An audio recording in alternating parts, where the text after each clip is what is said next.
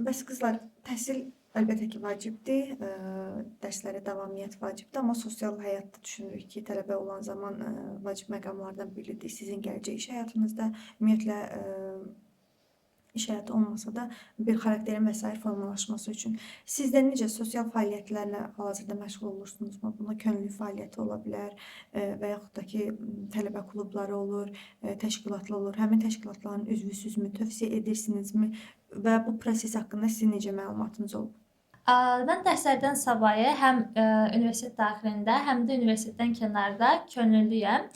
Düşünürəm ki, universitetdə tələbələr daha çox öz maraq dairələrinə uyğun klublara qoşulmalıdır. Çünki biz yalnız öz ixtisasımız üzrə deyil, həmçinin digər belə deyim ki, sahələr üzrə də təcrübə əldə etməliyik. Və universitetdə mənim olduğum klublardan biri də həqiqətən mənim ixtisasım üzrə formalaşmamda böyük təsiri olmuşdu. Çünki mən həmin klubda ingilis dili müəllimi olaraq fəaliyyət göstərirəm, yəni conversationların təşkil olunmasına və bu da mənim kursda belə deyim ki, işlər ki, məni bir addım irəli aparmışdı və ona görə düşünürəm ki, bu klublar faydasız deyil.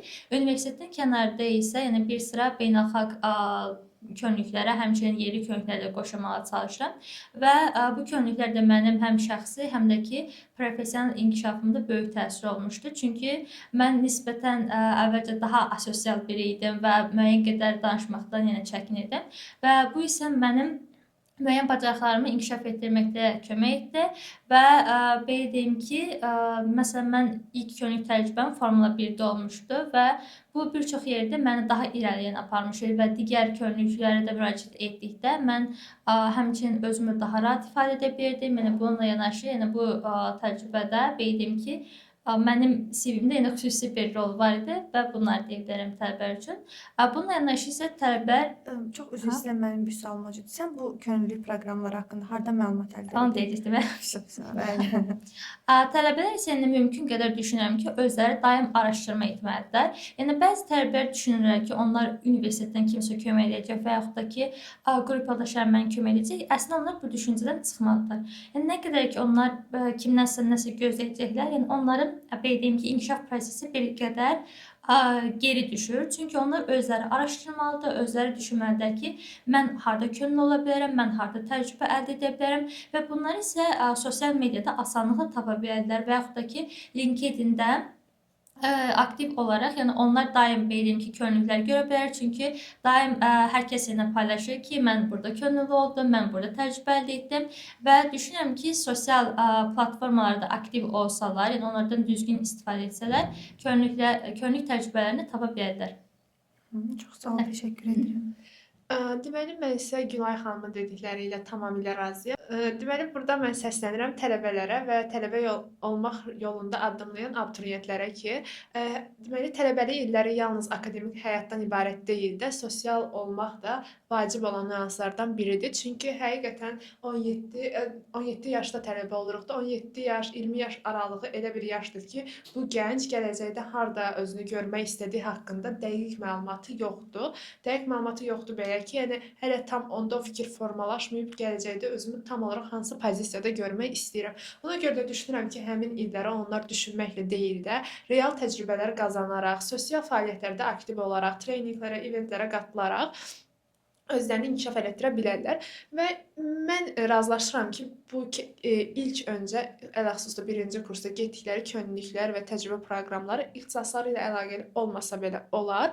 Sadəcə düşünürəm ki, birinci kurs adaptasiya müddətidir, adaptasiya ilidir deyə düşünürəm və buna görə də əgər bir gənc özünü networkinqlə inkişaf elətdirə bilər və əgər özünü həqiqətən aktivləşdirmək istəyirsənsə, ilk öncə təlimlərə və könüllüklərə gedə bilərsən. Aşağı level, lokal olan proyektlərə qatıla bilərsiniz və daha sonra isə demək istəyirəm ki, təcrübə proqramlarına getmək yalnız könüllülük düşünürəm ki, birinci kurs, ikinci kurs könüllülük kifayətdir. Daha sonra isə təcrübə proqramlarına getmək məqsədə uyğundur. Misal üçün, mən ikinci kursda təhsil alıram, artıq bir neçə sahə üzrə təcrübəm var.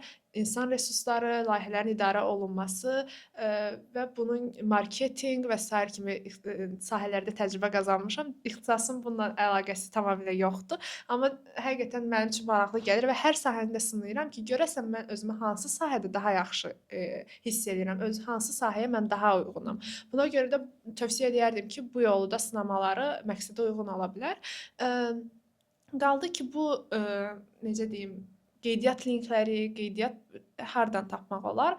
Bu isə əgər həqiqətən bir gənc özünü inkişaf etdirmək, sosiallaşmaq istəyirsə, təbii ki də araşdırıb Gülayın da qeyd elədiyi kimi sosial mediadan, bildiyiniz kimi hal-hazırda texnologiya o qədər inkişaf eləməkdədir ki, yəni artıq heç nə eləməyə ehtiyac yoxdur. Demək olar ki, biz artıq onlaynda treyninqlərə qoşula bilərik, onlaynda işlərlə məşğul ola bilərik, freelans kimi işləyə bilərik və s.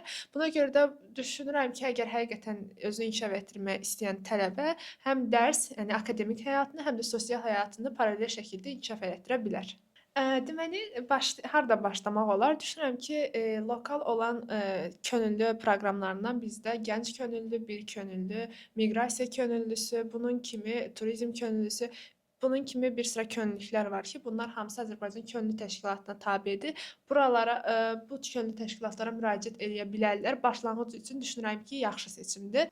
Və bunlarla yanaşı bu deməli təşkilatlara könüllü olan gənclər üçün çox yaxşı fürsətlər olur. Düşərgələrə göndərirlər, pulsuz tədbirlərdə, konsertlərdə iştirak edə bilərlər. Yəni bəzən bu fikir cəmiyyətimizdə formalaşıb ki, könüllülük köləlikdir. Tamamilə bu fikrə ziddəm.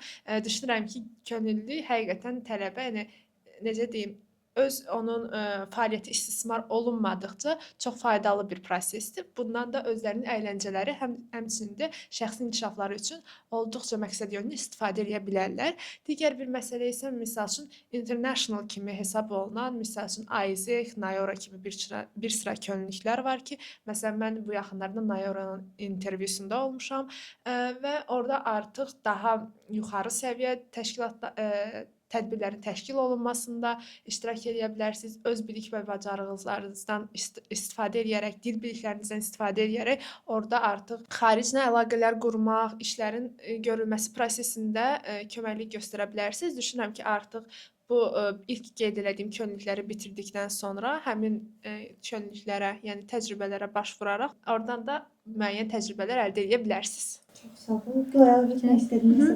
Mən də Ayşə xanımın fikirləri tamamilə razıyam və bizim cəmiyyətdə belə bir fikir var ki, könüllülük vaxt itkisidir. Təbii ki də bu tələbənin özündən asılı olan bir şeydir ki, o uyğun təşkilatları seçməlidir ki, yəni orada fəaliyyət göstərsən.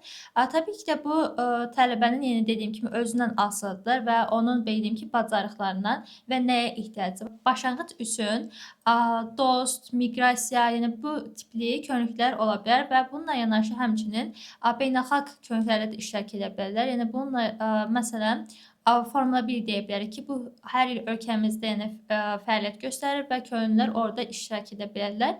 Yəni bununla yanaşı Məlumat üçün də qeyd edək ki, Formulada könüllü olmaq üçün Bakı şəhər halqası könüllülərinə müraciət etmək lazımdır. Daha sonra tək formula yox, digər formula kimi tədbirlərdə də könüllü kimi fəaliyyət göstərmək olur artıq. Mən bildiyim qədərilə yəni proses belə olur. Həmçinin Formula 1-də könüllü olmaq üçün Bakı şəhər halqası könüllülərinə müraciət edə bilərlər və burada isə formulada bir neçə mərhələ var. İlk əvvəl qeydiyyatdır, daha sonra müsahibə mərhələsi və növbəti 3 təlim olur. Ümumi təlim, rol təlimi və yekunda isə məkan təlimi olur və burada isə könüllülərə ən əsas məsləhətim olardı ki, yalnız formulada deyil, yəni digər könüllüklərə də getdikdə müsahibə prosesində danışmaqdan çəkinməsinlər. Onlar mütləq ki, özlərini yəni ifadə etməlidir. Çünki müsahibə alan şəxs bizi ilk dəfə görür və bizim yaratdığımız ilk təəssürat çox vacibdir. Çünki dediyim kimi bu insan bizi tanımır və biz necə danışırıqsa, özümüzü necə ifadə ediriksə, bacarıqlarımızı necə göstəririksə, onlar da bizi yəni elə yadda saxlayırlar. Çünki ola bilər ki, yəni biz çox aktiv bir insanıq, çox bacarıqlıyıq. Lakin biz bunu göstərməsək, özümüzü ifadə etməsək, qarşıdakı insan bizi necə tanıya bilər? Və yaxud da ki, müəyyən qədər anlasa bilər. Yəni bunu anlamaq məcburiyyətində yenə deyil. Daha sonra isə digər könüllülük təşkilatlarından danışa bilərəm. Yəni qeyd etdim ki, müəyyən başlanğıc üçün Asan, Dost, Miqrasiya bu tipli könüllüklərdə ola bilərik. Daha sonra növbəti beynəlxalq könüllüklər var. Yəni dediyim ki, Formula 1-dir və 1 illik olanlar var. Yəni məsələn müəyyən bir müddət üçün COP29 kimi, WUF 13, yəni bu tipli beynəlxalq könüllülərdə də aktiv olmaq vacibdir. Yəni bu mərhələni artıq bitirdikdən sonra isə tələbələr belə deyim ki, Erasmus Plus və yaxud da ki, digər ISN tipli təşkilatlara da müraciət edərək xaricdə könüllü ola bilərlər və həmçinin ISN-in Azərbaycanda da yeni könüllülük mövcuddur və Isaac də buna misal gətirə bilərik. Yəni könüllülərlə bağlı deyəcəklərim bu qədərdir. İlk öncə tövsiyə edərdim ki, tələbə öz universitetində aktiv olsun, müəyyən klublara qoşulsun, həmin klublarda müxtəlif sahələr üzrə fəaliyyət göstərsin. Düşünürəm ki, kənardakı könüllülüklərdən daha çox universitet daxili könüllülük deyəndə, yəni klublarda fəaliyyət daha müsbətdir deyə fikirləşirəm.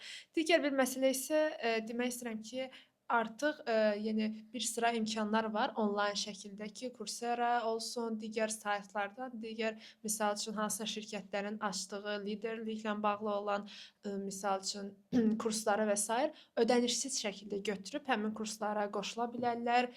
Yəni onlayn kurslarda bildiyiniz kimi misal üçün sayta sən artıq girə bilirsən, platformaya giriş icazəsi olur qeydiyyat mərhələsindən sonra.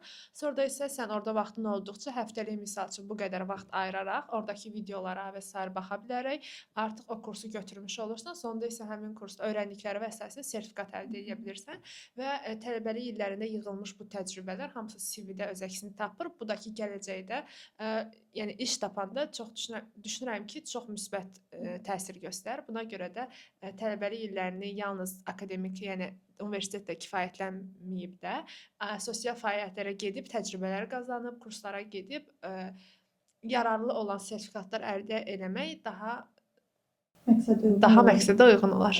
Razıyam. Həm də tələbəlik illərində insanın həm şəxsi inkişafa, həm dediyiniz kimi sosial fəaliyyətlərə, müəyyən kurslar götürüb sertifikat almağa, təlimlər götürüb sertifikat almağa daha çox vaxtı olur ki, artıq tələbəlik bitən zaman iş prosesinə başlayanda onun əlində müəyyən bir resurs olur və həmin o resursla da iş tapmaqda ona kömək olur və yaxud da ki, məsələn deyirəm, elə tələbələr var ki, research edirlər, o da həmin üçün faydalı olur.